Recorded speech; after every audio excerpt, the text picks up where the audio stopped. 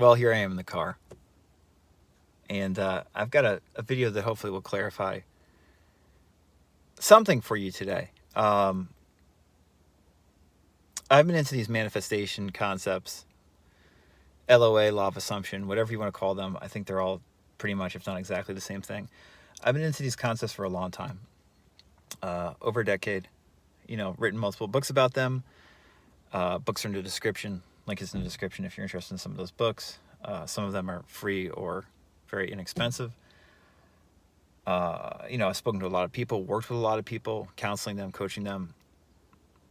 And I think the big differentiator between how I talk about a lot of this manifestation / law of assumption / law of attraction / baka da da da da da stuff compared to everybody else is just I tend to be very down to earth about it. And that is not because I am a special person. It's because I'm not a special person. And I think that's a big difference. And I think another difference is I don't think anybody's special. I'm super irreverent. And I think that's a good thing because that's just who I am. That's my sensibility. And my whole thing always has been well before I got into LOA. Excuse, pardon my language, but, no one's that fucking smart, including me, obviously. No one's that fucking smart. So, that's how I come at this stuff. And my spiritual background before I got into LOA, and still really my spiritual backbone, is much more that, mystic, non-dual Zen perspective. And, there's a Zen saying, if you meet the Buddha in the middle of the road, kill him. Right? I think similarly in Christianity that there's that saying from Jesus or, somewhere in the Bible, right? I think, salute no man along the highway. Same thing. That kind of irreverence towards anything too personal, too individualistic, where it's like, oh, this teacher is great.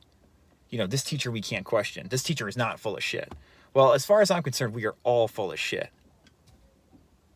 And I have had some wonderful spiritual teachers, both in person and just, in book form over the years. And I've just never met anyone who's not full of shit. That's the starting point. And that makes it so we don't elevate people unnecessarily. And a big problem in this manifestation, law of assumption, law of attraction, buka duka duka duka space, is people elevate everyone. They elevate Neville or Abraham Hicks or Dr. Joe Dispenza or, your favorite YouTube guru. Oh, they've done all this stuff. And then you hear all these fancy fucking testimonials and da-da-da-da-da-da. When ego is involved, when too much personality is involved, you can almost be sure that there's some bullshit involved too. And most of the time, that self-promotion is because the person is trying to build their ego or sell you something. It's a marketing tactic. And, of course, someone like myself is going to say, fuck all that shit. No one knows that much. Those of you who think that Neville knows all the answers, go to another fucking channel. Those of you who think that anybody knows everything about manifestation or whatever, go to another channel. Go to another channel and get lied to. That's what it comes down to. If you want an unvarnished opinion that's honest and that has seen a lot of shit and experienced a lot of shit and worked with a lot of people who have experienced shit, this is a good channel to watch. But if you want to go get lied to, go get lied to. Go watch another channel. I'm just going to be blunt. Most channels, intentionally or unintentionally, and I think the majority of them that are decent, unintentionally are doing this, they're lying to you. They are lying to you. How they describe this manifestation, law of assumption, law of attraction thing is, in all likelihood, not at all how it's going to actually play out in your fucking life. Meanwhile, some of the stuff I'm talking about is in all likelihood how it's going to play out psychologically, inwardly. You know, you're going to manifest them back in 3 weeks. Manifest your partner back. Oh, you're going to manifest, $100,000 in 3 months. You think that's really going to fucking work for you? You think that's really going to happen? Probably not. Could happen. Very, very unlikely. People make these exceptional stories, many which are true, the norm, and say this is what should be occurring. And the reality is something altogether different. Only almost always. And I think that people really are misleading you on places like YouTube when they basically say this should be what you expect. You should expect this miraculous result within a very short period of time because one person did it.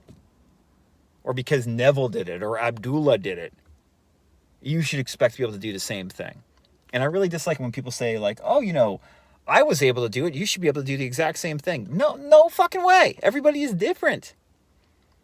Everybody is different. But these ideas, these concepts, these laws, if you want to use LOA fucking bullshit lingo, these are not laws, guys. These are just theories, like conceptual theories.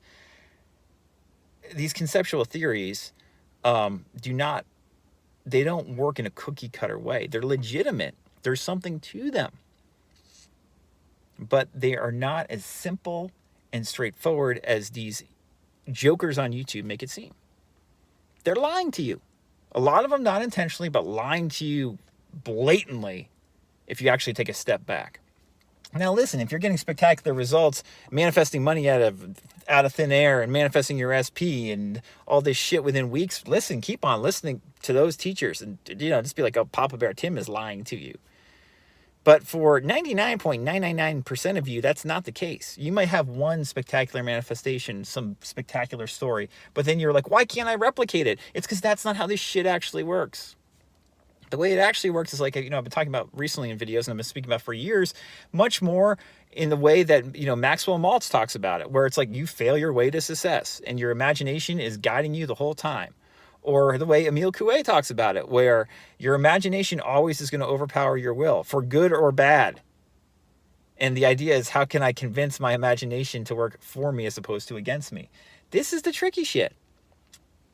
That's the real work. That is someone not lying to you. Coué was generally not lying to you. Maltz was generally not lying to you. I am generally not lying to you. And I'm not saying that somebody like Neville was lying to you, but man, did he say a lot of bullshit. And I love Nev.